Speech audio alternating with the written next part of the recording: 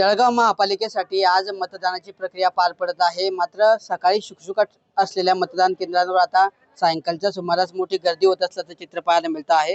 आपण आता जळगावच्या बळीरामपेठ मधील गंगूबाई यादव या शाळेतील मतदान केंद्रावर आहोत आणि आपण दृश्यांमध्ये बघतोय की या ठिकाणी मतदारांच्या मोठ्या रांगा लागल्याचं चित्र पाहायला मिळतं आहे। सकाळपासून जे होते या मतदान केंद्रावर जो होता शुकशुकाट पाहायला मिळत होता, मात्र दुपारी 4 वाजेची वेळ झाल्यानंतर आता या ठिकाणी जी आहे गर्दी व्हायला सुरुवात झालेली आहे।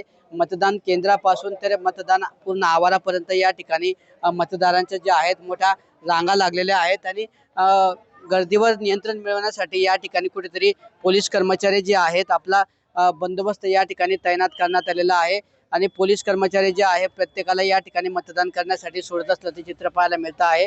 सकाळी मतदान केंद्रांवर शुकशुकाट होता, मतदानासाठी नागरिकांचा निरुत्साह पाहायला मिळत होता, त्यामुळे कुठेतरी मतदानाची टक्केवारी देखील कमी झाल्याचे चित्र पाहायला मिळत होतं। मात्र आता संध्याकाळची वेळ होते आहे, मतदानाला अवघा 1.5 तास शिल्लक आहे, त्यामुळे आता नागरिक जे आहेत मतदानासाठी घराबाहेर पडत असल्याचं चित्र पाहायला मिळतं आहे आणि मतदानासाठी मोठी गर्दी या ठिकाणी होते आहे। जळगाव शहरातल्या अशाच काही मतदान केंद्रांवर जी आहे मोठी गर्दी या ठिकाणी होते आहे आणि तशीच गर्दी जी आहे आता बळीरामपेठ मधल्या या मतदान केंद्रांवर झालेली आहे।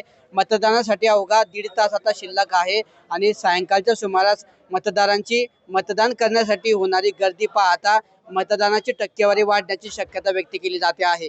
कॅमेरा पर्सन चेतन शिंदेसह किशोर पाटील, TV9 मराठी, जळगाव।